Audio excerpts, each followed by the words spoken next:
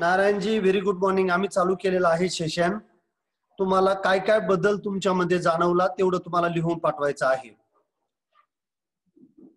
फक्त हा जो बदल आहे हा क्षणिक नसावा, हा दूरपर्यंत असावा, दूरपर्यंत असावा. शशिकांत जी तुम्ही हात वरती करा, रेज अ हँड. शशिकांत जी मी तुम्हाला अलाउ करतोय.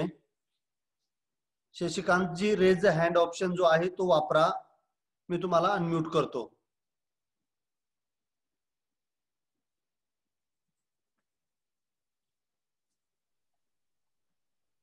हॅलो.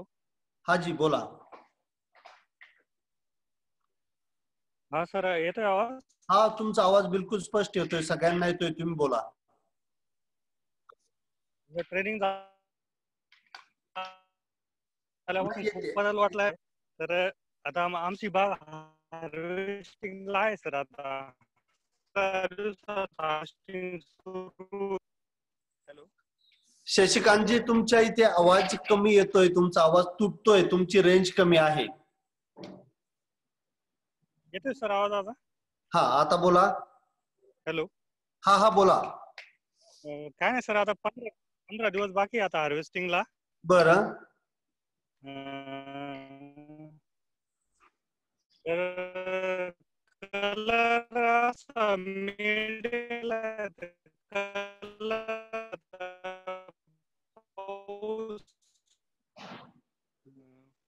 हॅलो. तुमचा आवाज नाही येते, तुमची रेंज कमी आहे. येतोय सर आवाज आता? एवढा येतोय रेंज कमी चांगला, जास्त होती सर, त्यामुळे प्रॉब्लेम होतो. एवढा येतोय चांगला. फक्त याच्यानंतर जेव्हा तुम्ही जे सांगता ना 15 दिवस माल हार्वेस्टिंगला बाकी आहे, त्यावेळेस आवाज तुमचा बंद होतो. कलर थोडा कमी सर. कलर साठी काय करावं लागेल? कलर साठी जे सांगितलेलं आहे, सरकी पेंटची स्लरी टाकली का? 2 वेळा टाकली. 2 वेळा टाकली, अजून 2 वेळा टाकायची बाकी आहे. हो ठीक आहे. ती थोडीशी लेट झाली तुमची, ती तुम्ही लवकर टाकायला पाहिजे होती. 2 नंबर जे कोलर पोटॅश आणि नॅनो पोटॅश जे आहे ते तुम्हाला सांगितलेलं आहे, ते तुम्ही घेतले का ते स्प्रे? नाही, नॅनो पोटॅश राहिलंय सर. इथं मिळालंच नाही मला ते, त्यामुळे राहिलंय. काय नावाने मिळतं ते नॅनो पोटॅश? नॅनो पोटॅश नावानेच मिळतं, ट्रॉपिकल कंपनीचं. नगरला मिळेल का? ट्रॉपिकल कंपनीचं काम बघा ना कोणाकडे आहे. बर चालेल चालेल. ट्रॉपिकल ॲग्रोचं ना? हा हो चालेल सर, पाहतो मी. ठीक. चालेल. Okay sir, thank you.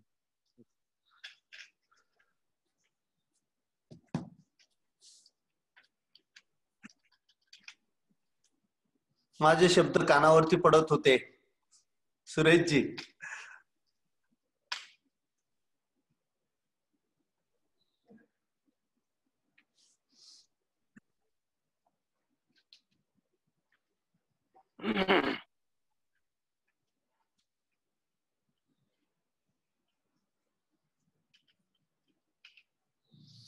Anilji, Anil वाघमोडीजी, तुम्ही बरोबर लिहिलेलं आहे.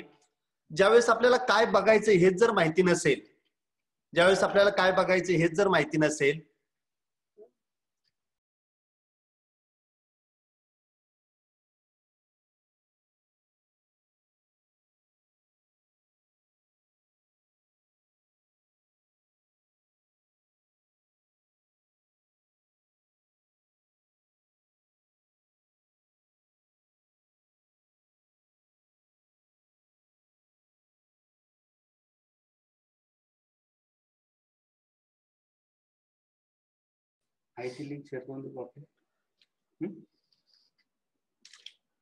तर होतं काय की जर आपल्याला काय बघायचं हेच जर माहिती नसेल, तर आपण फक्त आणि फक्त जातो, बघतो आणि आपण त्यावेळेस फक्त आणि फक्त चांगल्या गोष्टी पाहतो.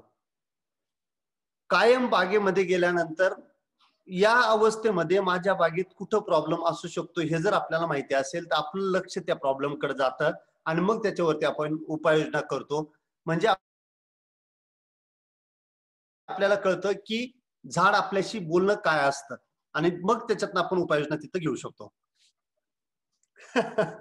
योगेशजी लिहितात की बागेत गेल्यावर कळतं की खूप कामं करणं बाकी आहे.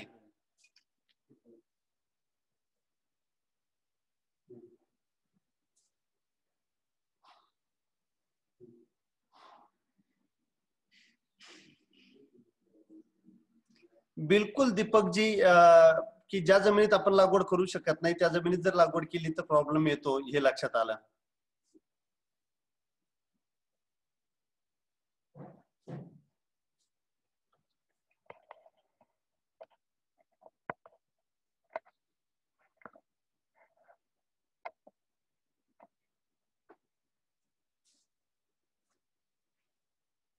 संतोषजी एकदम छान लिहिलेलं आहे तुम्ही.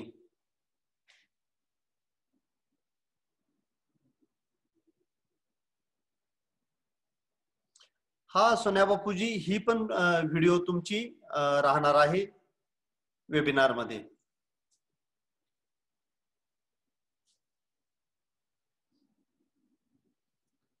गणेश कर्णेजी, मी तुम्हाला अनम्यूट करतोय, तुम्ही स्वतःला अनम्यूट करून बोला. गणेश कर्णेजी.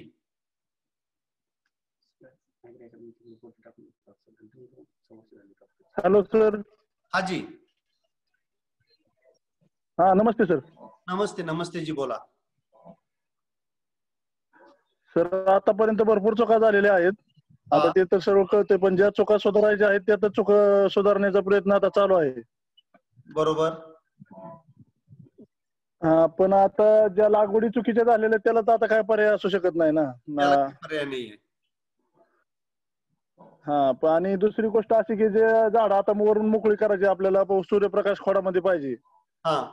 त्याला जर थोड्या मोठ्या फांद्या कापल्या तर चालतील का मधल्या, का नाही चालणार ते? आता माझी रेस्ट पिरियड मध्ये बाग आहे, यंदा नाही चालणार. आणि रेस्ट पिरियड मध्ये बाग आहे. गेल्या वर्षी पूर्ण माल, यंदा पूर्ण माल खराब झाला. गेल्या वर्षी चांगले पैसे झाले होते, पण यंदा फारच पाऊस झाला. बाग तर काही 1 किलो पण माल माझा विकला गेला नाही यंदा. त्यामुळे आता बाग पूर्ण स्वच्छ करून रेस्ट मध्ये, स्टोरेज स्टेज मध्ये आहे. मग आता पाऊस संपल्यानंतर बेड पडून त्याच्यात कॅल्शियम क्लोराईडचं प्रमाण जास्त आहे त्याच्यात बागेच्या मातीमध्ये. किती टक्के आहे? ते 12% पुढे आहे थोडं. ठीक आहे ना.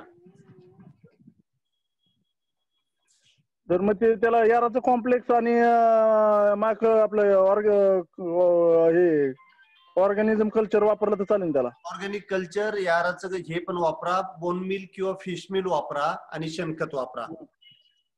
Okay okay sir. सर फार मोठे चुका झालेल्या आहेत, पण आता नवीन बाग लावताना त्या चुका सुधारून निघू. पण आता हाय तर त्याला पर्यायच नाही राहिला. येस आहे त्यामध्ये, पण जेवढं तुम्हाला सुधरवता येईल तेवढं सुधरून घ्या. Okay sir. Okay okay. Thank you sir. Thank you. Thank you. Vijay अॅग्रोच्या ज्या बॅक्टेरिया आहेत त्या चांगल्या आहेत. त्यांची निंबोळीकरण, एरंड, महुवा जी आर्गोस्ट्रॉंग नावाने पेंड येते ती पण चांगली आहे.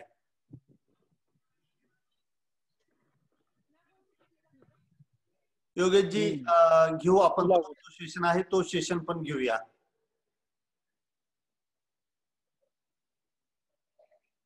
अरे वा, रमेशजींनी स्क्रीनशॉटची प्रिंट काढून पुस्तक केलं. थँक्यू. चलिए, आता आपण आजचे जे काही प्रश्न आहेत ते प्रश्न तुम्ही जे काही पाठवलेले आहेत ते प्रश्न मी घेणार आहे. माझ्याकडे तुम्ही पाठवलेल्या सगळ्या प्रश्नांची प्रिंट आउट आलेली आहे. सगळ्यात पहिलं चेतन करपेजींचा प्रश्न आहे की कोरडी बुरशी किंवा नायटा ह्या बुरशीबद्दल माहिती मिळाली नाही. ती जी बुरशी आहे तिच्याबद्दल माहिती द्यावी, आणि त्यांनी फोटो पण पाठवलेले आहेत.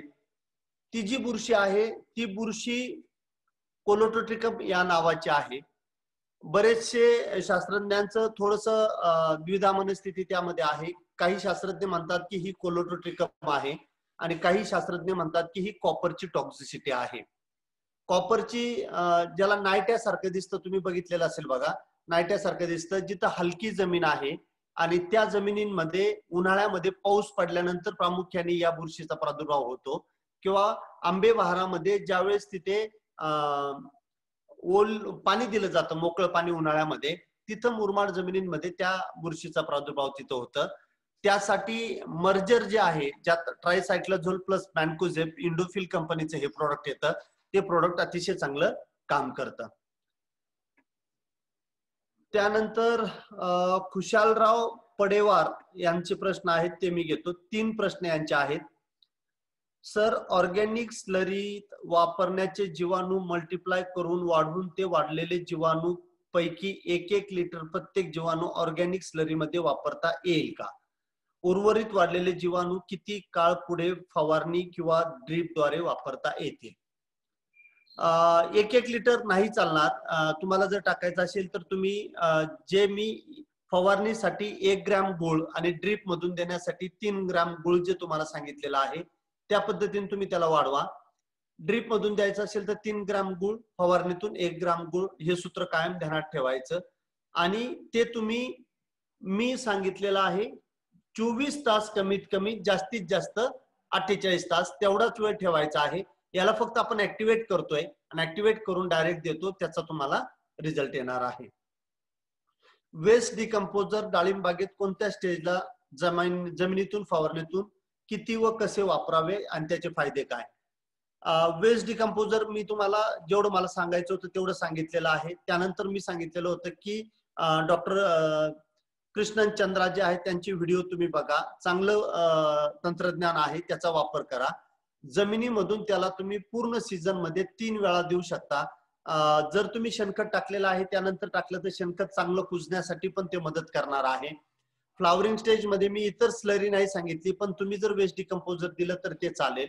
आणि फवारणी करताना अर्ध वेस्ट डिकम्पोजर अर्ध पाणी, म्हणजे 200 लिटरची टाकी घ्यायची असेल तर 100 लिटर वेस्ट डिकम्पोजर घ्यायचं आणि 100 लिटर पाणी घ्यायचं आणि त्याची फवारणी आपल्याला करायची आहे.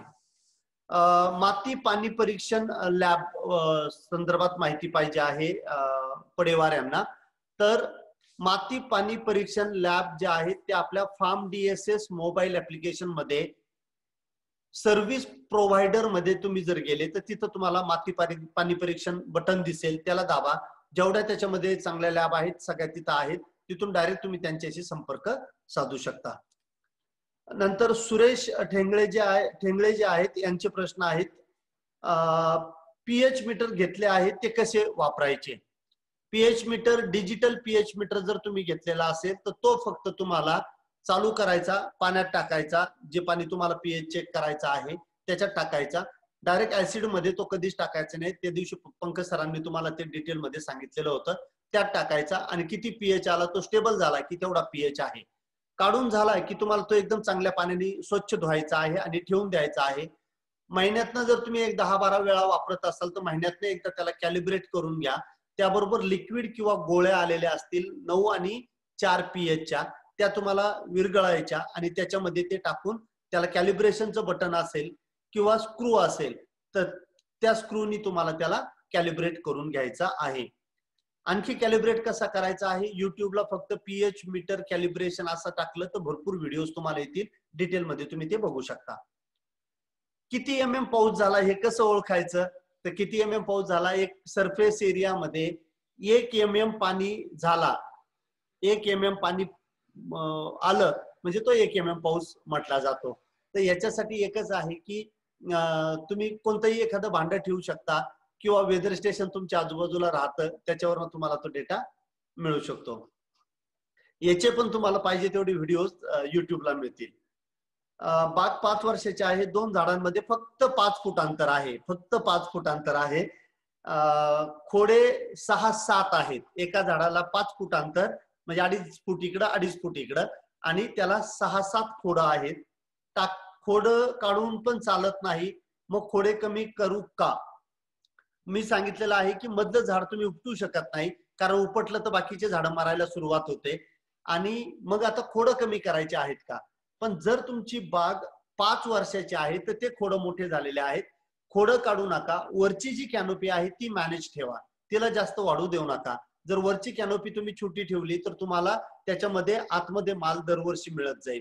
पण जर आता खोडच काढले तर एवढं मोठं जे बायोमास तयार झालेलं आहे त्याच्यातनं तुम्हाला फळं मिळणार आहेत, ते तुम्ही काढू नका. वरनं जास्त त्याला वाढू देऊ नका, एवढं तुम्ही करू शकता. ठीक आहे. अर्ली इन द मॉर्निंग आंतरप्रवाही स्प्रे करताना आर्द्रता किती पाहिजे? 30% ते 60% ही आर्द्रता मी डाळिंबासाठी अतिशय चांगली सांगितलेली आहे. ती तुमची फवारणीसाठी पण पाहिजे असते. त्यानंतर तेल्याची व रोगट फळे बाहेर काढण्यासाठी वापरलेले क्रेट खत टाकण्यासाठी चालतील का? चालतील, फक्त धुवून घ्या. डेटॉलचं जे पाणी आहे 1 लिटर पाण्याला 20 मिली डेटॉल टाकून त्याच्यामध्ये ते तुम्ही चांगले धुवून टाका आणि नंतर खत द्यायला वापरा, काही प्रॉब्लेम नाहीये. सेटिंग होईपर्यंत 3 वेळा शेंडा काढावे लागतात. कॉपर ऐवजी कोणतं बुरशीनाशक चालेल? जर तुमची तर पाऊस असेल आणि कळी अजून उमललेली नसेल तर तोपर्यंत तुम्ही कॉपर घेऊ शकता. कळी आहे पण उमललेली नाहीये आणि पाऊस आहे, जेव्हा पाऊस नाही त्यावेळेस तुम्हाला नाही घ्यायचं, त्यावेळेस कॉपर घेऊ शकता. त्याच्या ऐवजी तुम्ही अँट्राकॉल वापरू शकता, साफ वापरू शकता, त्यानंतर तुमचं कॅप्टन वापरू शकता. कॅप्टन अधिक त्याच्यामध्ये 2 ब्रोमो 2 नायट्रोप्रोपेन तुम्ही टाकू शकता. झायनेब वापरू शकता. कोणतंही बुरशीनाशक तुम्ही तिथे घेऊ शकता. सूरज सुक्रेजींचे 3 प्रश्न आहे. ऑर्गॅनिक कल्चर मध्ये बॅसिलस सटलिस टाकले तर चालेल का? जर तुमच्या बागेमध्ये तेलकट असेल तर तुम्ही टाका. बॅसिलस सटलिस एक चांगली बॅक्टेरिया आहे, तिला तुम्ही वापरू शकता. गांडूळ खत व रासायनिक खत मिक्स करून टाकले तर चालेल का? गांडूळ खतामध्ये जर गांडुळाचे पिल्ल असतील तर ते पिल्ल तुमच्या जमिनीमध्ये नाही वाढू शकणार, ते मरून जातील. जर मिक्स करून टाकलं तर मिक्स करण्याऐवजी मी सांगतो की ज्यावेळेस तुम्ही तिथं मी लेअर सांगितलेले आहे त्या पद्धतीने ऍप्लिकेशन करा, दोघांनाही कोणताही इजा होणार नाहीये. सरकी पेंड स्लरी व जीवामृत स्लरी मधील राहिलेला गाळ शेणखताच्या उकरड्यात टाकला तर चालेल का? टाकायचाच येतो, त्याच्यात टाका किंवा पाण्यात मिक्स करून जवळचे जे काही झाडं आहेत त्यांना तुम्ही टाकू शकता. शेणखतात टाकलं तर तुमचं शेणखत, कारण त्याच्यात बॅक्टेरिया राहणारच आहेत, त्या जर जेव्हा जाणार आहेत तिथे तुमचं शेणखत कुजवायला पण ते मदत करणार आहे. त्याला इकडे तिकडे फेकायचं नाही, तो कचरा नाहीये, ते अमृत आहे, एवढं ध्यानात ठेवायचं आहे. त्याच्यानंतर हनुमंत हेगडकर यांचा प्रश्न आहे. मी हनुमंतराव, माझा आपण घेतलेल्या ट्रेनिंग नंतर डाळिंब पिका संदर्भात कोणताही प्रश्न नाही, परंतु आपण कांदा लागवड व खत व्यवस्थापन याविषयी माहिती दिली तर आमच्या कांदा पिका संदर्भात असलेल्या सर्व अडचणी दूर होतील, तसेच डाळिंब पिकाप्रमाणे होणाऱ्या अवास्तव खर्चात बचत होईल, त्यामुळे आपण आम्हाला मार्गदर्शन करावे. कांद्याचं बघतो मी पुढच्या 8 दिवसामध्ये, कारण पुढची जी बॅच आपली आहे ती 9 तारखेला चालू होणार आहे. 9 तारखेच्या आतमध्ये मी कांद्यावरती एक लाईव्ह कार्यक्रम घेईल तुमचा. जेवढे आपले ऍडव्हान्स ट्रेनिंगचे शेतकरी मागच्या ज्या बॅचेस आहेत त्या सगळ्या बॅचेसचे शेतकरी एकत्र करून मी तो कार्यक्रम घेईल. कारण यावर्षी पाऊस जास्त आहे त्यामुळे सगळ्यांची रोपं सडलेले आहेत. आणखी रोपं टाकायची असतील तर आता ऑक्टोबरची हीट येणार आहे आणि कशा पद्धतीने आपण त्याला मॅनेज करू शकतो, लागवड कशी करायची, या सगळ्या गोष्टी ज्या आहेत ते मी तिथे घेईल. खतांचे डोस कोणते टाकले पाहिजे हे पण मी तिथं बऱ्यापैकी सांगेल तुम्हाला. येस, तुमच्या मागणीचा हनुमंतराव 100% मी विचार करणार आहे. ओके, संदीप देवखेळेजी यांचा प्रश्न आहे. बेनिव्याच्या दोन्ही फवारणी दरम्यान 10 दिवस कोणत्या फवारण्या घ्याव्यात अथवा टाळाव्यात? बुरशीनाशक, कीटकनाशक आणि संजीवक. काही नाहीये, तुम्हाला जे मध्ये घ्यायचं आहे ते तुम्ही घेऊ शकता, फक्त बेनिव्यामध्ये मिक्स करू नका. फक्त बेनिव्यामध्ये मिक्स करू नका. फक्त जे वनस्पतीमध्ये स्टिम्युलंट ऍक्टिव्हिटी देतात किंवा स्टिम्युलेशन देतात, व्हिगरस ग्रोथ देतात, असे जे प्रोडक्ट आहेत ते शक्यतो टाळा सुरुवातीच्या काळांमध्ये. कारण जर पिकामध्ये लुसलुशीतपणा आला तर तिथं थ्रिप्सचा प्रादुर्भाव तुमची तर वाढेल. एकीकडे आपण बेनिबियाचा वापर करतो आणि दुसरीकडे पुन्हा त्याला आमंत्रण देतो, तर तेवढं एक टाळायचं आहे. त्यानंतर प्रकाश हिरालाल पगार यांचा प्रश्न आहे. यांचे 5, 6, 7, 8 प्रश्न आहेत. ओके, तर प्रकाशजी काय लिहितात पहिल्या प्रश्नामध्ये, यावर्षी तेलाचे प्रमाण भरपूर आहे, त्यामुळे पुढील वर्षी तेल्या कमी होण्यासाठी बागेत 1% बोरॉन फवारणी करावी का? रेस्ट पिरियड मध्ये कॉपर ऑक्झिक्लोराइड किंवा हायड्रॉक्साईडची फवारणी करावी का? अजून कोणती फवारणी करावी जेणेकरून पुढे पानगळ केल्यानंतर तेल्या वाढणार नाही? बोर्डो जर 1% मारला तर तो किती दिवसाचे अंतर पाहिजे यावर सविस्तर सांगा. तुमच्या प्रश्नात तुम्ही जे काही लिहिलेलं आहे ते सगळं तुम्हाला करायचं आहे माल खाली झाल्यानंतर. आणि ज्या काही काड्यांना तुमच्या इथं तेलकट डाग आलेला असेल त्या काड्या तुम्हाला काढून बाहेर फेकायच्या आहे. जेव्हा तुम्ही काड्या कट करणार आहे त्याच्यानंतर 1%चा बोर्डो तुम्हाला 7 pH चा घ्यायचा आहे. जेणेकरून पानगळ होणार नाहीये चुकीची. आणि मध्ये तुम्ही सुडोमोनस आणि बॅसिलस सटलिस याचा वापर ट्रायकोडर्मा बरोबर करू शकता, जे मी प्रमाण सांगितलेले आहे.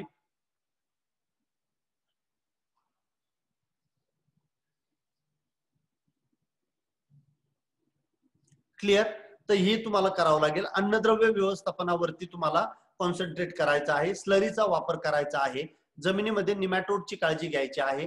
अशा पद्धतीने झाडामध्ये स्टोरेज स्टेज मध्ये आतून चांगल्या पद्धतीने वाढ होईल असं तुम्हाला करायचं आहे. पाण्याचा पीएच कमी करण्यासाठी डेकोरस वापरावे का, काय प्रमाण वापरावे? मी अजून हे प्रोडक्ट वापरलेलं नाहीये. जर तुम्हाला वापरायचं असेल तर तुम्ही वापरा, पण पीएच कमी करायला स्वस्तातलं स्वस्तात जे मी वापरतो ते आहे सायट्रिक ऍसिड. सायट्रिक ऍसिडचा अतिशय चांगल्या पद्धतीने वापर केला, 7 पीएच पाण्याचा करून घेतला, नंतर तुम्ही कोणतंही केमिकल त्याच्यामध्ये टाका, तुम्हाला रिझल्ट चांगले येतील. आणि दुसरं, मी जे पावसाचं पाणी गोळा करा ते पाणी वापरा, तुम्हाला अतिशय चांगले रिझल्ट येतील. लिक्विड खते कोणत्या कंपनीचे वापरणे योग्य आहे? लिक्विड खतांमध्ये मी ट्रेनिंग मध्ये पण सांगितलेलं आहे की ज्या पॅरेंट कंपन्या आहेत, ज्या कंपन्या स्वतः बनवतात, मग त्याच्यामध्ये ICL नावाची कंपनी आहे, इस्रायल केमिकल लिमिटेड, यारा इंटरनॅशनल नावाची कंपनी आहे ज्याला आपण यारा नावाने ओळखतो. त्यानंतर तुमची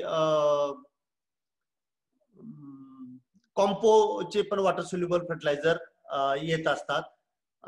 त्यानंतर इंडिकेम नावाची जी कंपनी, ती प्रियॉन कंपनीचे खत बाजारामध्ये भारतामध्ये देत असते. वनिता चांगल्या चांगल्या कंपन्यांकडनं घेऊन बऱ्यापैकी बाजारामध्ये देत असते. असे जे आहेत ते. आणि सोल्युबिलिटीचा जो मी एकदम चांगल्या पद्धतीने तुम्हाला 300 ते 5000 ppm एवढी जर सोल्युबिलिटी कमी असेल तर तुम्ही ते खत वापरू शकता. डाळिंब शेतीचे भवितव्य कसे राहील, कारण खर्च वाढत आहे, त्यावर मार्गदर्शन करावे. आता डाळिंब शेतीचं भवितव्य चांगलं राहणार आहे, कारण यावर्षी पण आणि पुढच्या वर्षी पण पाऊस असाच राहणार आहे. ज्यांनी चुकीच्या जमिनीमध्ये डाळिंब लागवड केलेली होती ते शेतकरी हे वर्ष जर त्यांनी पैसे नसतील कमवलेले तर पुढच्या वर्षी पण नाही कमवले, ते उपटतील आणि एकरेज पुन्हा कमी होईल. त्यामुळे डाळिंबाला दिवस चांगले राहणार आहे. ज्या चुकीच्या जमिनींमध्ये डाळिंबाची लागवड वाढत गेली होती ते थोडस याच्यामुळे थांबणार आहे, या वर्षीचा जो पाऊस झालेला आहे त्यामुळं. म्हणून डाळिंब शेतीला कायम चांगले दिवस राहणार आहेत. डाळिंब अजून तरी मी पाहिलं नाही की डाळिंब रस्त्यावरती फेकलं गेलं. दुसरे पिकं किती पण येऊ द्या, म्हणजे राहता मार्केटला मी जाऊन बघितलेलं 5-5 किलोमीटरच्या लाईन होत्या मागच्या वर्षी. 5-5 किलोमीटर गाड्या उभं केलेल्या होत्या रोडला, आणि मग एक एक गाडी आतमध्ये जायची आणि खाली व्हायची. एका गाडीला 12-12 तास वेट करावं लागत होतं. ही परिस्थिती असताना सुद्धा डाळिंब 15, 20, 30 रुपये किलोनी विकलं गेलं होतं. काहीतरी पैसे जे आहेत ते शेतकऱ्याकडे येत होते, काहीतरी पैसे येत होते. पण असं दुसरं कोणतंच पीक नाहीये की ज्याच्यात काही ना काही पैसे येतात, बाकीच्या लोकांना फेकून द्यावं लागतं. मागच्या वर्षी आपण द्राक्षाची परिस्थिती पाहिलेली आहे, 5, 7, 10 रुपये किलोनी लोकांनी द्राक्ष विकलेले होते. बंपर यील्ड एकाच वेळेस आलं की हे इश्यू येणार आहे. त्यामुळे डाळिंब चांगलं आहे. आणि एक गोष्ट मी क्लिअर कट सांगेल, मी ट्रेनिंग मध्ये तुम्हाला दुधाळ सरांचं उदाहरण दिलेलं होतं की मार्केटला रेट 30-35 रुपयाचे होते आणि त्यांनी 71 रुपयांनी 100 ग्रॅम प्लस माल दिलेला होता. जर तुम्ही क्वालिटी हा फॅक्टर पाहिला आणि क्वालिटीसाठी पैसे खर्च नाही करावं लागत, एवढं लक्षात ठेवा. तुम्हाला सनबर्न साठी 10 औषधं मारायची आणि त्यासाठी 5000 रुपये खर्च करण्यापेक्षा मी सांगतो पेपर टाका, त्यांनी तुम्हाला बऱ्यापैकी चांगले रिझल्ट येतील. बोर्ड नंतर कोणती फवारणी करू नये किंवा अगोदर किंवा नंतर कोणती करू नये जेणेकरून स्कॉर्चिंग येणार नाही? कोणतंही फॉस्फरस असलेलं खत तुम्हाला बोर्डोच्या आधी आणि बोर्डोच्या नंतर द्यायचं नाहीये, कारण त्याचे जे बोर्डो तिथं पडलेले, कॉपर सल्फेट जे तिथं पडलेलं आहे ते त्या फॉस्फरस बरोबर रिॲक्ट करणार आहे आणि नंतर तिथं तुम्हाला स्कॉर्चिंग येणार आहे. त्यानंतर बोर्डोची फवारणी अशा वेळेस करू नका की ते पाणी डायरेक्ट वाळून जाईल, म्हणजे पानावरती पडलं की ते डायरेक्ट सुकलं जाईल लवकरात लवकर आणि ते बोर्डोचे पार्टिकल तिथं राहतील आणि त्यांनी तुम्हाला स्कॉर्चिंग येणार आहे. म्हणजे उन्हामध्ये त्याची फवारणी तुम्हाला 100% टाळायची आहे. तुम्ही लिक्विड खते देण्यास सांगतात, परंतु सतत पाऊस चालू राहिला तर ते खते देता येत नाही, तर ती खते कसे द्यावीत? सतत पाऊस असेल, आर्द्रता 80% वरती असेल तर तुमचं झाड खालून पाणी पित नाहीये, विनाकारण खत टाकू नका. हे वाक्य माझं ट्रेनिंग मध्ये होतं, ते पुन्हा मी तुम्हाला इथं रिपीट करत आहे. तर ही एक काळजी तुम्हाला घ्यायची आहे की तुम्हाला हे खत देताना जेव्हा ऊन आहे, जेव्हा झाड पाणी पितय त्याच वेळेस द्यायचे आहेत, अदरवाईज द्यायचे नाही. विनाकारण खर्च टाळा. बेसल डोस भरताना 10-26-26-12-32-16 इत्यादी खते, इत्यादी प्रकारची खते कोणत्या कंपनीची वापरावीत, कारण सध्या त्यात फार भेसळ आहे. ज्या आपले इफ्को असेल किंवा जुवारी असेल, सम्राट ब्रँड जो आहे, ह्या कंपनीची खते वापरा तुम्ही. त्याच्यामध्ये कंपनीकडनं भेसळ होत नाहीये. पण जर तुम्ही म्हणत असाल की एखाद्याने मध्येच त्याच्या बॅगा प्रिंट केल्या आणि त्याच्यामध्ये काही भरून देत असेल तर त्याला कोणीच थांबू शकत नाहीये.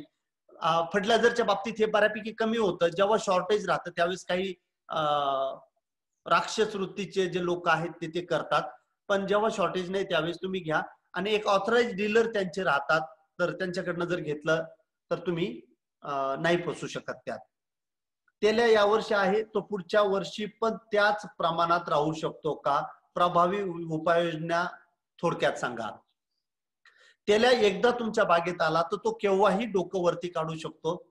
उष्ण आणि दमट वातावरण, 25 डिग्री सेंटीग्रेड ते 35 डिग्री सेंटीग्रेड तापमान, 50% वरती आर्द्रता ज्यावेळेस तुमच्या प्लॉटमध्ये बनेल आणि तेव्हा जर तुमच्या प्लॉटमध्ये हिरव्या फळांची अवस्था असेल तर तेलकट डोकं वरती काढणार आहे. त्यावेळेस तुम्हाला हे माहिती असलं पाहिजे का अरे यार ह्या कंडिशन मध्ये तो येतो, मला याला प्रिव्हेंटिव्ह स्प्रे घ्यायचे आहेत. ज्या सगळ्या 31 गोष्टी मी सांगितलेल्या आहेत तेल्या कंट्रोल करण्यासाठीच्या, त्या तंतोतंत वर्षभर पाळा. तुम्हाला तेलकट डाग कमी झाल्यासारखा जाणवेल आणि काही दिवसांनी तुमच्या बागेमध्ये तेलकट पण राहत नाही. 3-4 वर्ष गेले एकदम चांगल्या पद्धतीने 31च्या 31 गोष्टी जेव्हा तुम्ही करायला लागाल त्यावेळेस तुम्हाला तेलकट कंट्रोल झालेला पण दिसेल. क्लिअर? 8 प्रश्नांची उत्तर मी तुमचे दिलेले आहेत प्रकारची. त्यानंतर आहे डॉक्टर विलास ढगे सरांचे प्रश्न. 4 प्रश्न आहेत. फ्रूट कव्हर बॅग कोणत्या स्टेज पासून वापरायला पाहिजेत? लाल गाठ जेव्हा तुमची हिरव्या फळांमध्ये जाते त्या स्टेज पासून तुमची इथं सनबर्न यायला सुरुवात होते, तेव्हापासून तुम्ही वापरू शकता. फ्रूट कव्हर बॅग पावसाने जर ओली झाली तर 1 दिवस किंवा 2 दिवस पाऊस आला किंवा पाऊस आल्यानंतर लगेच वारं आलं किंवा ऊन पडलं तर त्या बॅग मध्ये असलेल्या फळांना इजा होत नाही, बुरशी येत नाहीये. पण ज्याला आपण झड लागणं म्हणतो, कंटिन्युअस जे पाऊस पडत राहतो, अशी जर बॅग लावली आणि त्यावेळेस कंटिन्युअस पाऊस जर पडला आणि वरती मारलेलं बुरशीनाशक जर फळापर्यंत पोहोचलं नाही, बॅग जर असेल तर आतमध्ये जाणार नाहीये. खूप कमी क्वांटिटी मध्ये जातं पण आतमध्ये जात नाहीये, त्यामुळे तुम्हाला चांगला रिझल्ट मिळणार नाहीये. ठीक आहे? तर ओली होत असेल कंटिन्युअस पावसाची तर बॅग तुम्हाला काढावी लागणार आहे. फ्रूट कव्हर बॅग असताना फवारणीचे शेड्यूल कसे राहील? तुम्हाला स्पर्शजन्य बुरशीनाशक पावडर फॉर्म्युलेशनचे जे आहेत ते तुम्हाला काम करणार नाही, कारण फळापर्यंत ते पोहोचणार नाहीयेत. मागे एक अशी चर्चा करत असताना मी एक शास्त्रज्ञ म्हणा किंवा एक जाणकार माणूस त्याच्याबरोबर चर्चा करत होतो, तर त्यांनी एक गोष्ट मला सांगितली होती. मी ट्रायल नाही केलेली पण जस्ट तुम्हाला माहितीसाठी सांगतो की फ्रूट वरती जर कोणतीच बुरशी नसेल, फ्रूट वरती कोणतीच बुरशी नाहीये किंवा बुरशीचं बी नाहीये आणि तुम्ही फ्रूट कव्हर लावलं आणि त्याच्यावरती जर तुम्ही कॉन्टॅक्ट फंजिसाइड जर मारत गेले तर जी काही बुरशी येणार आहे हवेनी किंवा पाण्याने ती तुमच्या बॅग वरती येणार आहे. आणि बॅग वरती जर तुम्ही स्प्रे केला तर आतमध्ये बुरशीच जाणार नाही, तुमची तर बुरशी येणार नाहीये. फक्त तो हे पण सांगत होता मला की कंटिन्युअस पाऊस जर असेल तर आतमध्ये कुजवा येऊ शकतो, आतमध्ये कुजवा येऊ शकतो. तर हे आहे पण हे मी करून पाहिलेलं नाहीये, त्यामुळे मी तुम्हाला सांगणार नाहीये. तर तुम्हाला फवारणीचं शेड्यूल असंच ठेवावं लागणार आहे की आतमध्ये बुरशीनाशक गेले पाहिजे, आंतरप्रवाही बुरशीनाशक वापरावे लागतील. पण पावसाळ्याच्या दिवसामध्ये तुम्हाला बॅग ठेवायची नाहीये. आता पाऊस उघडल्यानंतर ज्यांचे हस्तभारातील प्लॉट असतील किंवा मृगभारातील प्लॉट असतील त्यांनी बॅगा करायच्या आहेत पाऊस उघडल्यानंतर. आणि ज्यांना उन्हाळ्यामध्ये करायचे तर पाऊस पडेपर्यंत बॅगा ठेवायच्या, पाऊस पडल्यानंतर बॅगा काढून टाकायच्या आहेत. मल्चिंग साठी सागवानची पाने चालतील का? बिलकुल चालतील, मोठे पानं असतात, चांगले आहेत. ठीक आहे. त्यानंतर महेंद्र सिंगजी सिसोदेजी यांचा प्रश्न आहे, मालेगाव वर्ण ते आहेत. नमस्कार सर, मी महेंद्र सिंग सिसोदे माझ्या काळ्या जमिनीत 2.5 वर्षापूर्वी सेंद्रिय भगवा रोपे लावलीत. 10 मे रोजी मृग बहारात प्लॉट धरला होता, परंतु अति पाऊस झाल्यामुळे फुलगळ झाली व शेंडे आले. तरी तो प्लॉट मी आता जानेवारी मध्ये धरू शकतो का? कृपया सर मार्गदर्शन करावे. मी नॉलेज बँक वगैरे घेतली. ओके, तुम्ही जानेवारी मध्येच तो प्लॉट घ्या, कारण तुमची जमीन काळी आहे. कारण स्प्रे तुमचे होणार नाही, काळ्या जमिनीमध्ये ट्रॅक्टर जाणार नाही, माणसं जाणार नाही, गवत खूप येणार, दरवर्षी हा प्रॉब्लेम राहील. तर याच वर्षी तुम्ही आंबे बहारामध्ये जा. फक्त आंबे बहारात गेल्यानंतर जेव्हा तुमची हार्वेस्टिंगची स्टेज येईल त्यावेळेस तुम्हाला स्प्रे करावे लागतील. पाणी साचणारी जमीन नसावी, जरी काळी असेल तर उताराची जर असेल आणि पाणी निघून जात असेल तर तुम्ही तिथं सक्सेसफुल होऊ शकता. ठीक आहे. पद्माकर कुलकर्णी यांचा प्रश्न आहे, मल्चिंग केल्यावर उंदराचा त्रास वाढतो.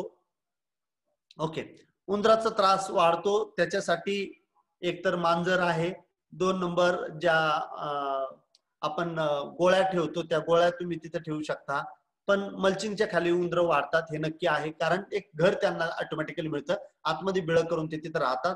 थंडीच्या दिवसामध्ये त्यांना थंडी पण तिथं बऱ्यापैकी कमी लागत असते. दुसरं काही नाही. मधुर संगीत बागेत लावल्याने त्याचा काही फायदा होतो का? हे मी लावून पाहिलेलं नाही किंवा त्याचा फायदा असा इथं दिलं तिथं दिलं असं काही कंपॅरेटिव्ह ट्रायल्स माझी झालेली नाहीये. पण मी एक सांगेल, मधुर संगीत लावल्याने तुम्हाला जर चांगलं वाटत असेल तर तुम्ही लावा. झाडाला वाटू नाही तर नाही वाटू, तुम्हाला तुमच्या लेबरला जर चांगलं वाटत असेल तर आनंदी वातावरण राहत असेल तर लावा. हॅपीनेस साठी ते चांगलं आहे. उदय जाचकजी यांचा प्रश्न आहे, सर डाळिंब ठराविक तापमानात कोल्ड हाऊस मध्ये स्टोअर होते का? होत असेल तर किती दिवस होते? डाळिंब तुम्ही 4 ते 5 डिग्री सेंटीग्रेडला स्टोअर करू शकता आणि ते तुमचे 60 दिवस राहतात. 60 दिवस त्याला तुम्ही ठेवू शकता आणि नंतर तुम्ही काढलं तर त्याला कोल्ड चेन मेंटेन करावी लागते. म्हणजे तुम्ही त्याला ठेल्यावरती आणून किंवा हातगाडीवरती आणून नाही विकू शकत, ते पाणी सोडतं. म्हणून त्याला जर कोल्ड चेन असेल, डायरेक्ट मॉलमध्ये तुमचा माल जाणार असेल रेफ्रिजरेटर कंटेनर मधनं, तर ते तुम्ही 60 दिवसापर्यंत ठेवू शकता.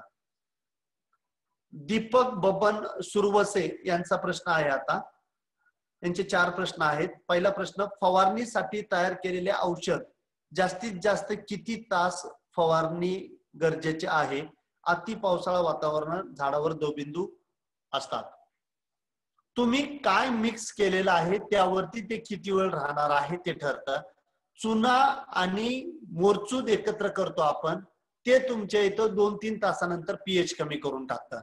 मेन आहे की त्याची जी केमिकल रिॲक्शन, 2 केमिकल जर तुम्ही एकत्र करून टाकलेले असतील आणि पाण्यामध्ये जे तुमचे केमिकल असतील, जे मी तुम्हाला पहिल्याच दिवशी तुमचं पाणी कसं आहे याचा प्रयोग करायला सांगितलेला होता, तो प्रयोग तुम्ही केलेला आहे. म्हणजेच तुमचं पाणी खराब आहे की नाही हे तुम्हाला कळालं. जर तुमचं पाणी खराब असेल तर तुम्ही जेव्हा हे केमिकल त्यात टाकाल तर त्यावेळेस ते रिॲक्शन चालू करतात आणि ती जी रिॲक्शन आहे ती रिॲक्शन तुमच्या इथं लवकरात लवकर ते केमिकल खराब करतं किंवा त्याचा पीएच डिस्टर्ब करतं किंवा त्याच्यामध्ये प्रिसिपिटेट येतो आणि प्रिसिपिटेट म्हणजे तिसरंच केमिकल तयार होणं हे तिथं होत राहतं.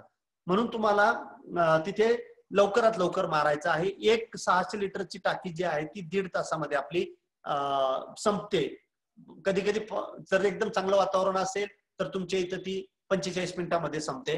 पण जर हळू घेतलं, मध्ये थांबले, काही खोळंबा झाला तर 1.5 तासामध्ये 2 तासामध्ये ते औषध तुमचं मारून गेलं पाहिजे.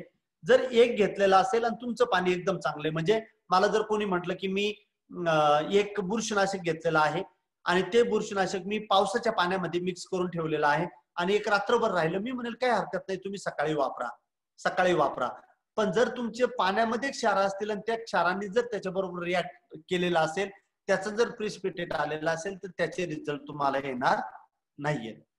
ओके, आपण दिलेल्या 1000 लिटर तयार करण्याच्या मायक्रोन्यूट्रिएंट व्यतिरिक्त चिलेटेड मायक्रोन्यूट्रिएंट देणे गरजेचे आहे का? नाही.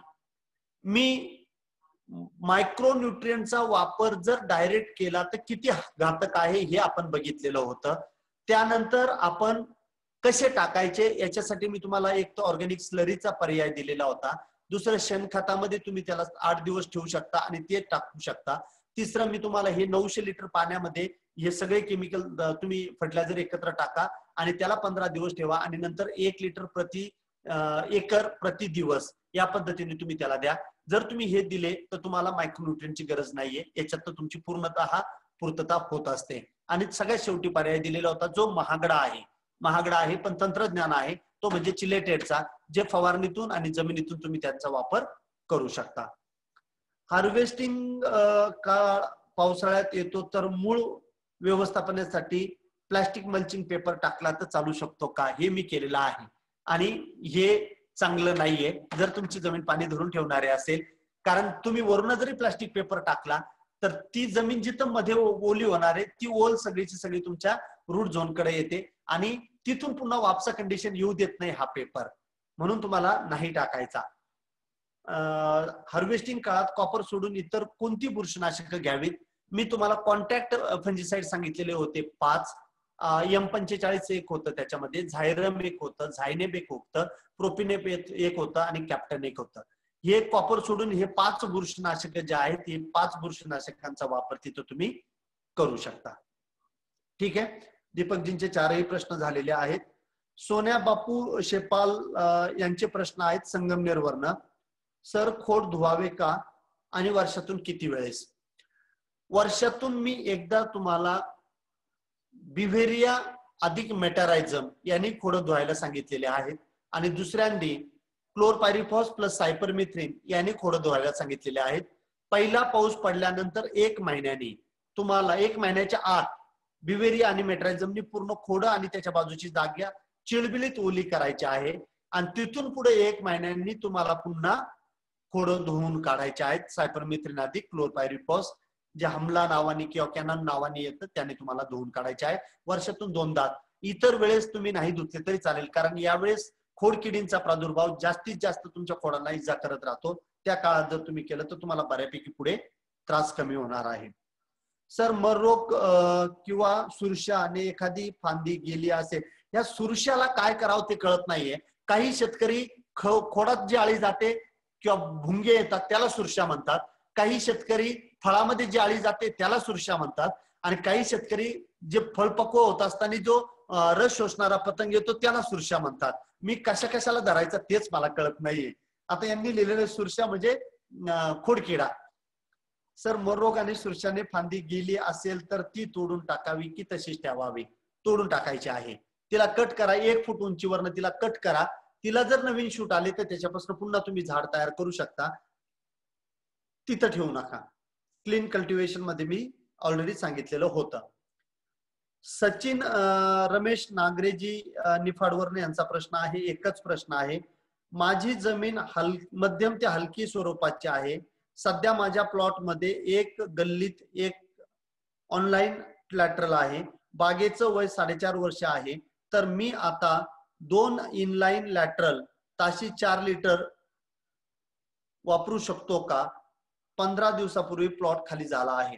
इनलाईन वापरू शकता, पण तुमची जमीन मध्यम असेल तर मी सांगेल ही जी 1 ऑनलाईन लॅटरल आहे तिला एका बाजूला घ्या आणि नवीन 1 ऑनलाईन लॅटरल इकडनं टाका. 4-4 लिटरचे या बाजूला 3 ड्रिपर आणि या बाजूला 3 ड्रिपर तिला करा. ती पण तुमची बाग अतिशय चांगली येईल जर मध्यम ते हलकी जमीन तुमची असेल तर.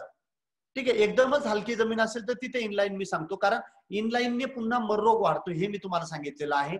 ज्या जमिनींमध्ये पाणी थोडं आडवं पसरतं अशा जमिनींमध्ये तुम्हाला इनलाईन मी करू देत नाहीये, जे पाणी व्यवस्थापनाच्या वेळेस मी क्लिअर सांगितलेलं होतं.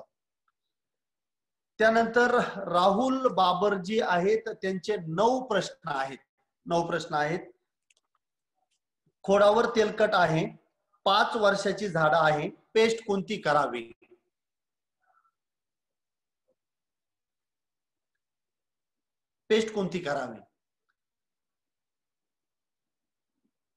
कॉपर मोरचूत जो आपला आहे त्या मोरचूतनी तुम्ही खोडं धुवून काढा, त्याने तुम्हाला कंट्रोल होईल. तुम्ही आज प्रश्न विचारलेल्या प्रश्नांची मी उत्तर देणार नाहीये, कारण मी क्लिअर कट सांगितलेलं होतं की मला तुम्हाला प्रश्न आधी द्यायचे आहेत. तुम्ही आज जर विचारले तर तुमच्या प्रश्नाची उत्तर नाही मिळणार आहे. या सगळ्या डिसिप्लिन आपल्याला लावायच्या आहेत.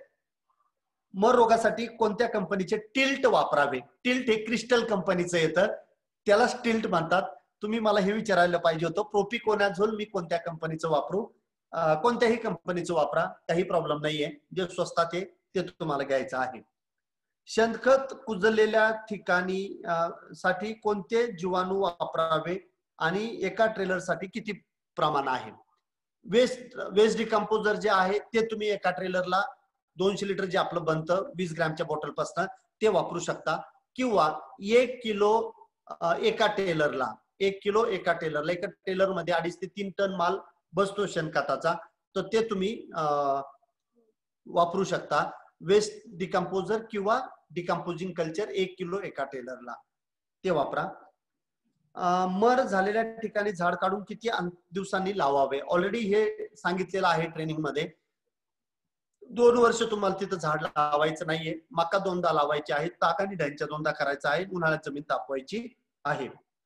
टिल्ट मारल्यानंतर पाने बारीक राहतात, पानाचा आकार वाढवण्यासाठी कोणते औषध मारावे? असं कोणतंच औषध नाहीये. एकदा पानं बारीक झाल्यानंतर पुन्हा पानं मोठे करतील. नवीन येणारे जे पानं आहेत ते मोठे निघतील, जुने पानं तेवढेच राहतील. मृग बहार संपल्यावर पाने पाडले तर चालतील का? अतिशय चांगला प्रश्न विचारलेला आहे. असा प्रश्न विचारणं मला अपेक्षित राहतं. राहुल बाबरजी यांच्याकडनं आलेला प्रश्न आहे. चांगला आहे.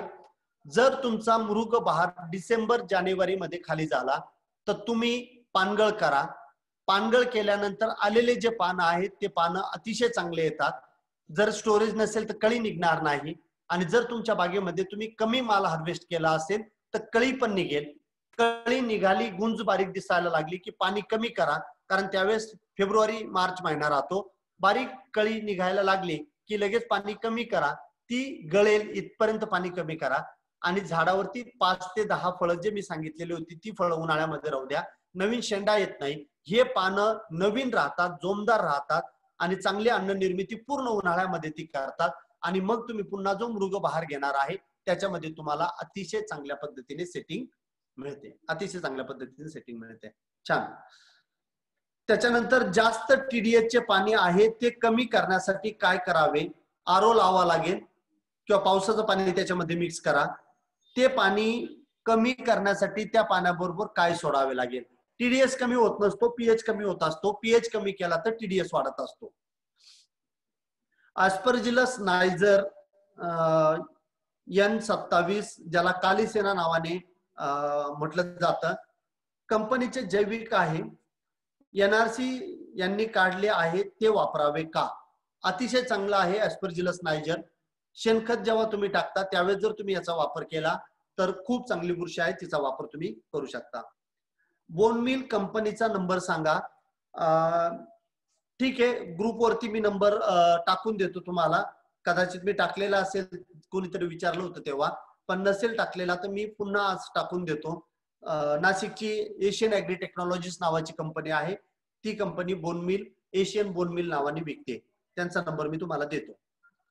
त्यानंतर आहे बिरू शेंडगेजी यांचा प्रश्न. 3 प्रश्न यांचे आहेत. कोणती खते केव्हा लागू होतात म्हणजे ऍप्लिकेशन केल्यापासून झाडाला मिळतात? बिरूजी, हा जो प्रश्न आहे हा प्रश्न 100% व्हॉट्सअप युनिव्हर्सिटीचा आहे. एक मध्ये कागदावरती लिहिलेले आणि चौकोन चौकोन बनवून कोणतं खत किती दिवसांनी लागू होतं असं लिहिलेलं होतं.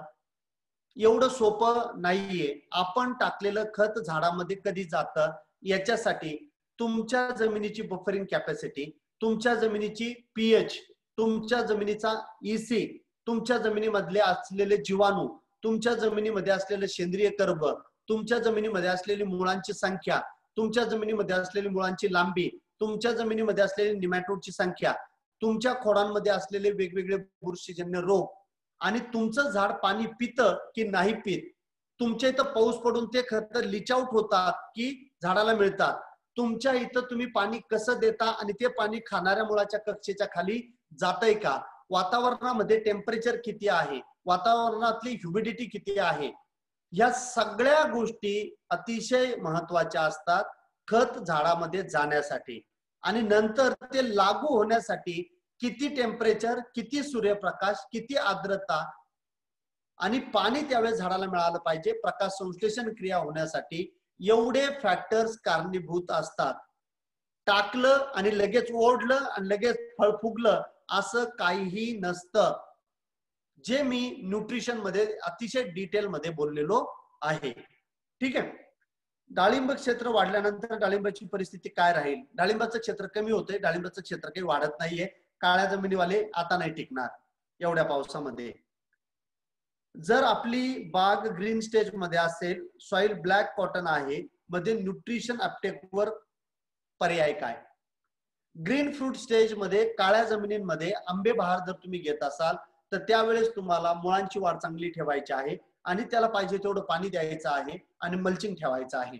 तर तुमची इथं अन्नद्रव्य व्यवस्थापन अतिशय चांगल्या पद्धतीने होऊ शकतं. कुंदन काळेजींचा प्रश्न आहे. 8 प्रश्न त्यांचे दिसत आहेत. मागे आहेत का बघू द्या मला. नाहीये. 8 प्रश्न त्यांचे आहेत. पहिला प्रश्न त्यांचा आहे, गुटी उतरवल्यानंतर 2 महिन्यात त्या बागेत तेल्या आला तर त्या गुटीची रोपे लावावीत का व त्या बागेवर त्या आधी कधीही तेल्या नव्हता?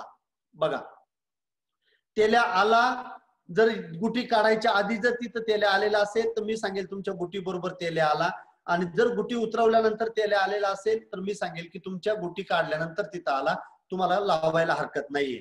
हे 100% ठोक ताळा आहे. मी लावू की नको लावू याचं मी उत्तर नाही देऊ शकत, कारण 2 महिने हा पिरियड कमी. मला जर सांगितलं असतं मागच्या वर्षी तिथं शेकही पानावरती तेल्या नव्हता, या वर्षी तेल्या आलेला आहे, तर मागच्या वेळेस मी गुटी घेतलेली माझ्या बागेत तेल्या येईल तर मी म्हणलो असतो नाही येणार.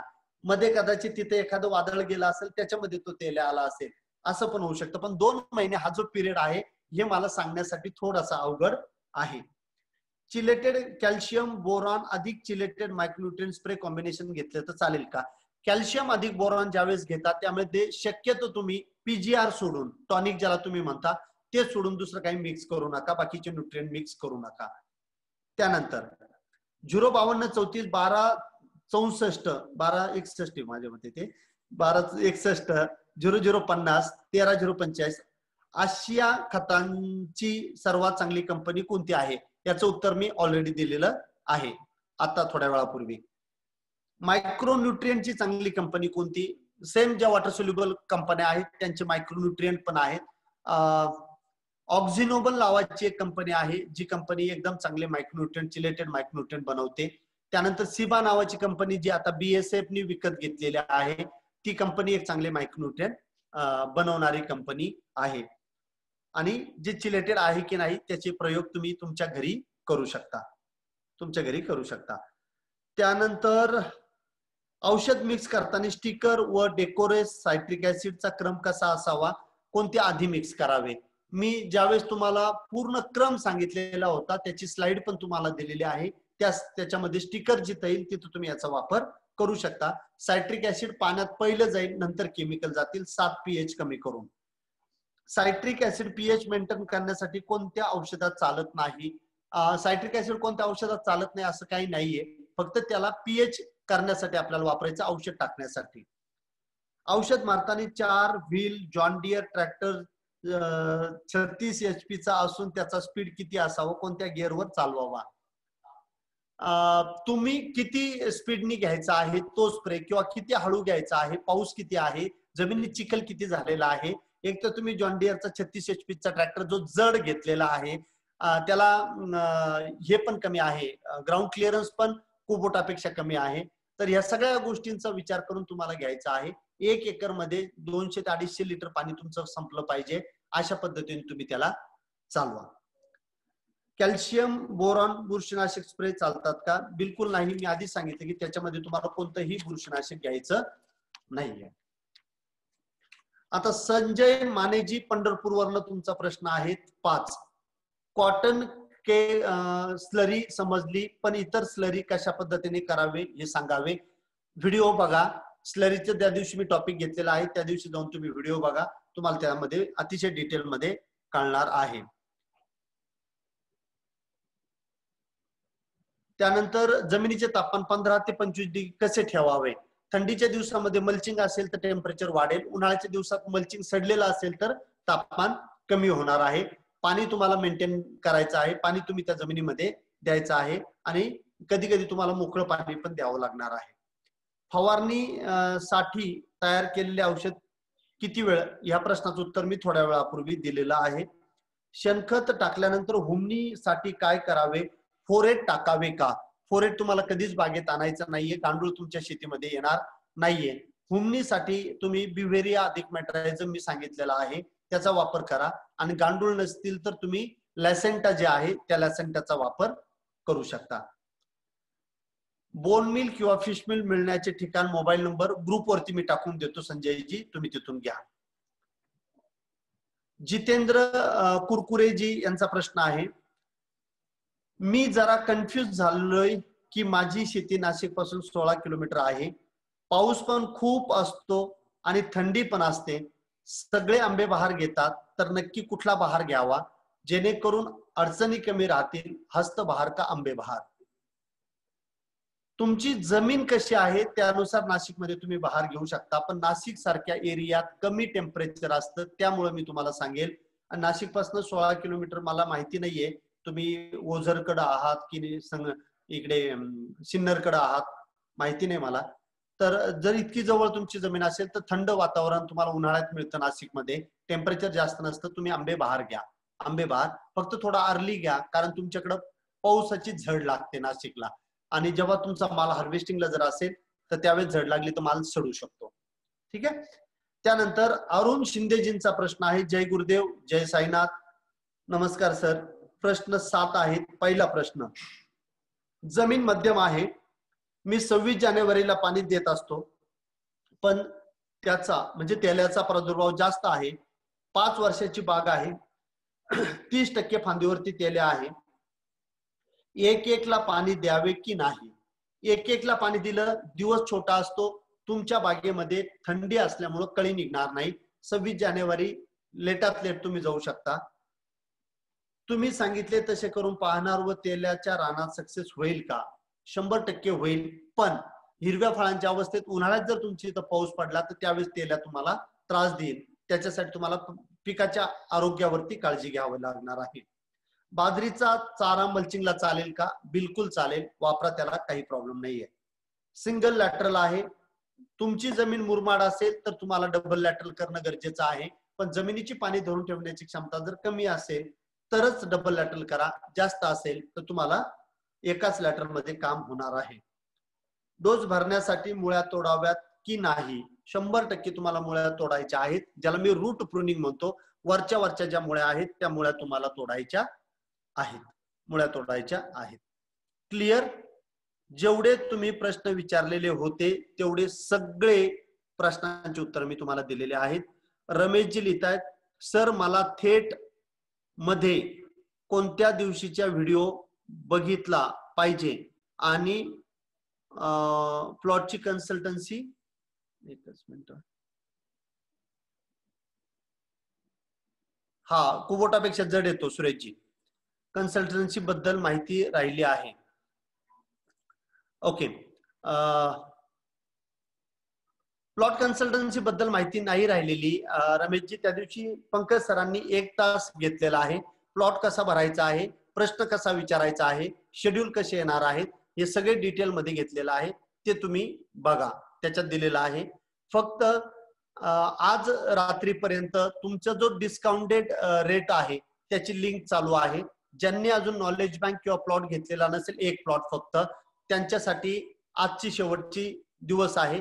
आज रात्रीपर्यंत तुम्ही प्लॉट रजिस्टर्ड करा आणि नॉलेज बँकचा डिस्काउंट तुम्ही घेऊ शकता. आणि 3333 हे जे ट्रेनिंग आहे हे तुमच्यासाठी फ्री मध्ये होऊन जाणार आहे.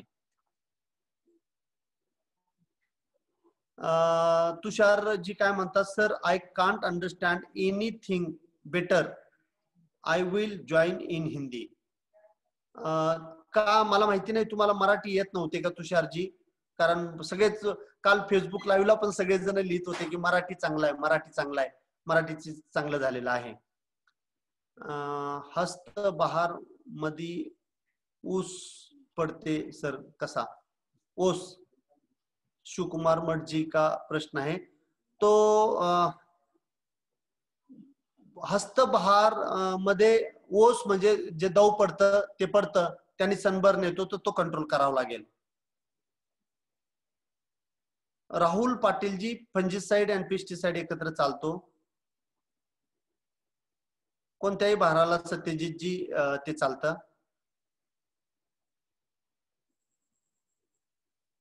निलेशजी थँक्यू, पुन्हा भेटून तुम्हाला चांगलं वाटलं मराठीत.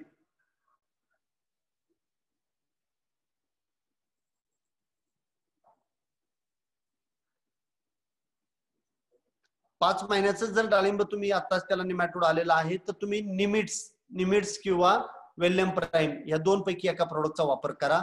सागर पिसाळजी. पाऊस गेला आता. राहुल पवारजी पाऊस गेला आता. आता पाऊस कमी येईल, आता जास्त नाही, 1-2 दिवस आज उद्या पाऊस होईल आणि पाऊस कमी होऊन जाईल आता डायरेक्ट.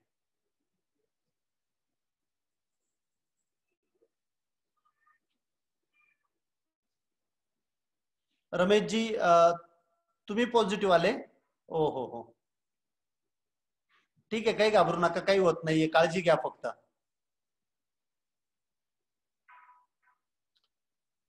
निलेशजी जेव्हा पाऊस असतो त्यावेळेस तुम्हाला 4 दिवसाच्या वरती जायचं नाहीये आणि जर कॉन्टॅक्ट मध्ये गेले तर अल्टरनेट डेला तुम्हाला बुरशीनाशकाची स्प्रे घ्यायचे आहे.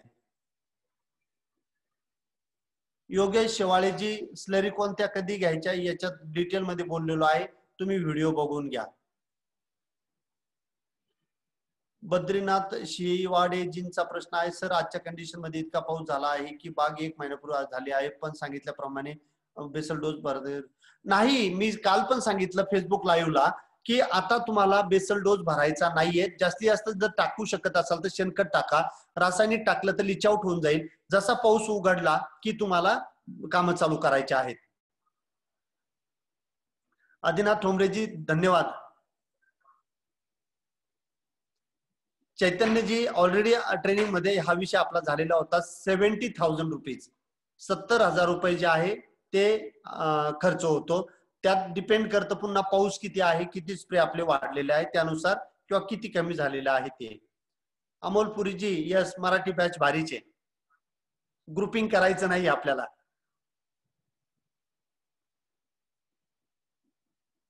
पोपटजी तेल्यावरती उपाययोजना, कदाचित तुम्ही ट्रेनिंग केलेलं नसेल, तुम्ही आता जॉईन झालेले असाल. ईएम द्रावण म्हणजे काय सत्यजित गोरेजी, तुम्ही पण ट्रेनिंग केलेलं नाहीये.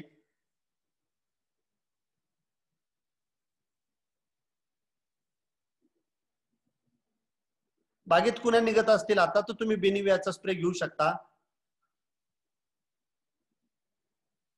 काही होत नाहीये. मनोज झिंगेजी ग्रास कटरने तुम्ही पूर्ण जमिनी बरोबर त्याला कापू शकता. सिंगल लॅटरल 4 ड्रिपर असेल तर खते बेडवरती टाका. जिथं तुमचं पाणी पडतं तिथं तुम्हाला खत टाकायचे आहे ड्रिपरला. भारत पाटीलजी आटपाडीला याच्यापेक्षा जास्त पाऊस कधीच पडला नाही, कधीच पडला नाही. मी पण पहिल्यांदाच ऐकतोय एवढं जे आहे ते.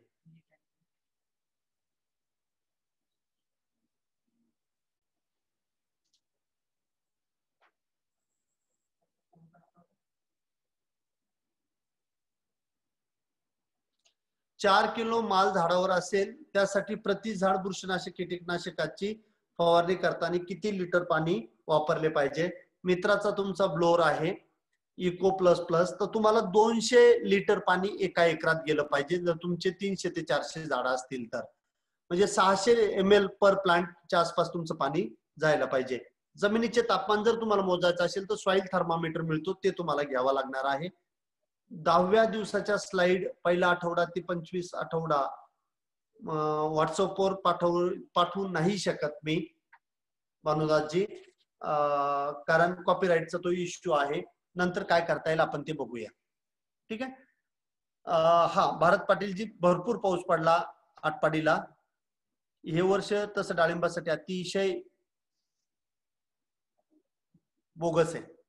विश्वजितजी ब्रश कटर कोणता घ्यावा, मी कायम सांगतो की जो 7,500-8 हजार रुपयाला चायनाचा येतो तो घ्या, लेबरला ट्रेन होऊ द्या, आणि नंतर जो 25-30 हजार रुपयाचा जो येतो ते चांगले ब्रँड तुम्ही घ्या, पण सुरुवातीलाच चांगला ब्रँड नका घेऊ. हस्तबहार मध्ये फ्लावरिंग स्टेज मध्ये झाला प्रश्न.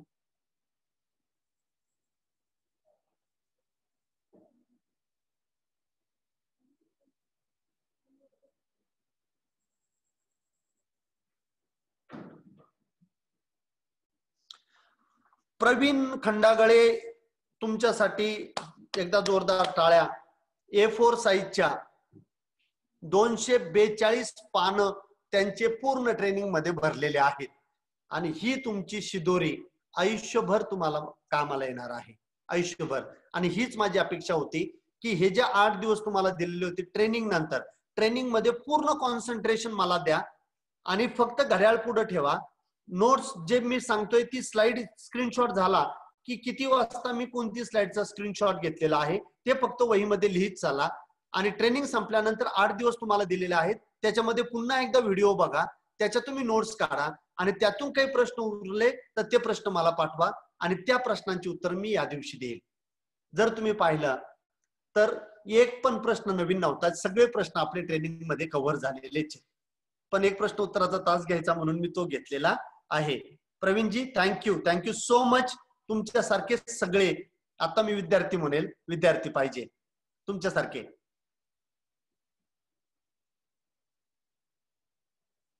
कोणता बेसल डोस द्यावा, तुम्ही पण ट्रेनिंग वाले नाही आहेत. गेरू कधी लावावा, थंडीच्या पहिला लावायचा आहे. आजचा जो व्हिडिओ आहे याची आपले जे ट्रेनिंगचं राहील तुमचं सप्टेंबर बॅचचं त्याच्यामध्ये टाकलेला असेल तो. थँक्यू बिरूजी. आवाज एक नंबर कृष्णाजी. 2 महिने रेट कमी होत नाहीये, 60-70 रुपयाच्या पुढेच आपले माल विकले जातील. थायमेट चालते, गांडूळ मारून टाकते, टाकायचं नाही आपल्याला ते.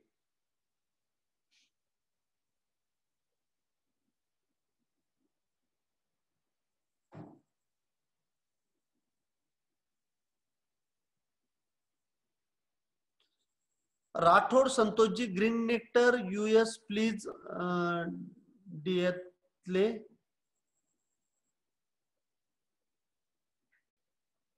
नाही कळालं मला. तुम्हाला ग्रीन नेक्टर नावाचा जो फिल्टर मी वापरतो त्याचं जर माहिती हवी असेल तर मी तुम्हाला इथे एक नंबर टाकतो, त्या नंबरला तुम्ही फोन करा.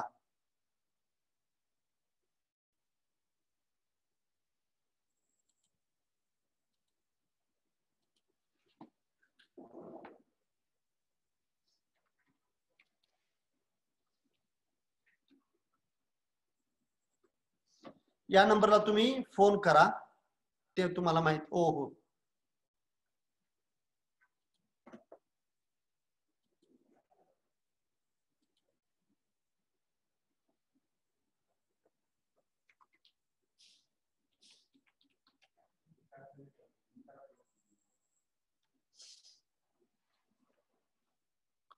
ऑक्टोबर एंडिंगला जर बाग धरली चालेल का, योगेश नळेजी विचारतायत. चालेल, फक्त थंडीमध्ये गेली तर कळी नाही निघणार.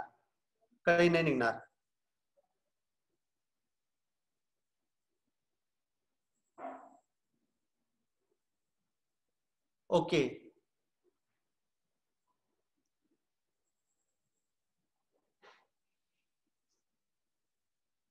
अरे वा, घड्याळाचं माप तुम्ही केलेलं आहे.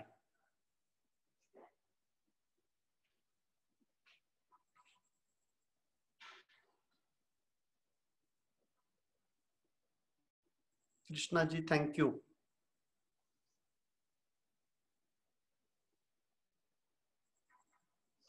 बिरूजी, व्हेजिटेबल मास्टरी करायचा आहे, जेव्हा तो कोर्स होईल त्यावेळेस तुम्हाला 100% कळवलं जाईल. न्यूट्रिशन मास्टरी पण तुम्हाला करायचा आहे, प्लांट प्रोटेक्शन मास्टरी पण तुम्हाला करायचा आहे. चांगले कोर्स आहेत, सगळे करा. 1 वर्षभर वापरू शकता. बाजीराव बोराटे जी जे 900 लिटरची जी मी तुम्हाला दिलेली थिअरी आहे ती तुम्ही 1 वर्षभर वापरू शकता. ठीक आहे, तर चला, सगळ्यांचे जेवढे काही प्रश्न होते पाठवलेले आणि इथं जे आहेत या सगळ्या प्रश्नांची उत्तर मी दिलेले आहेत. पुन्हा एकदा तुमचे सगळ्यांचे मनपूर्वक आभार की तुम्ही 10 दिवस आणि आजचा हा 1 तास दिलेला आहे.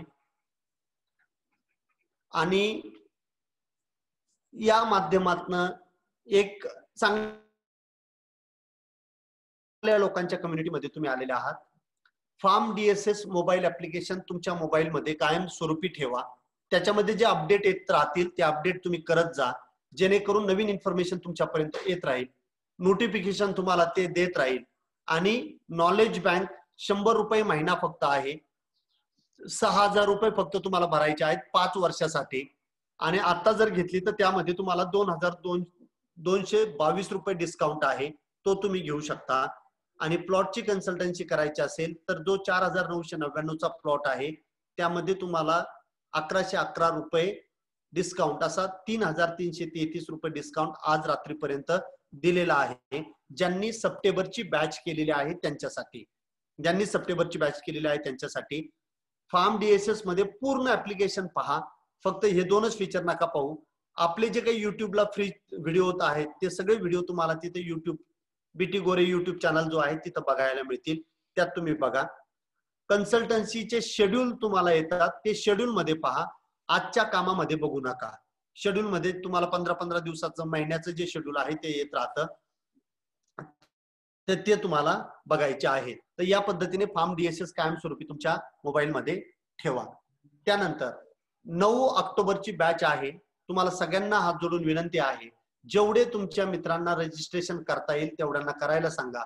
100% पैसे माग देतो म्हणा.